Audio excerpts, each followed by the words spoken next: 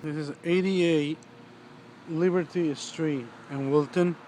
This is Franco residential. And this video is for tree trimming. Okay, first we have this tree.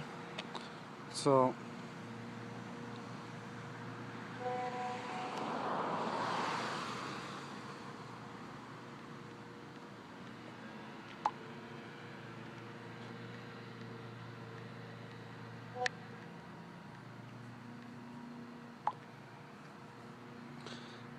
this tree we need to cut the top and all the way around.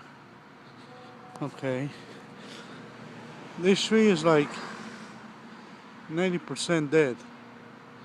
Okay, and that one is going the same thing. Okay, so they have two trees.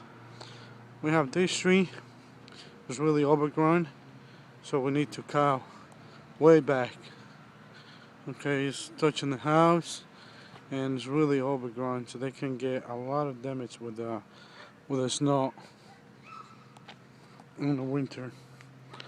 Okay, same thing, we have this. We need to trim it so they can get to looks nice.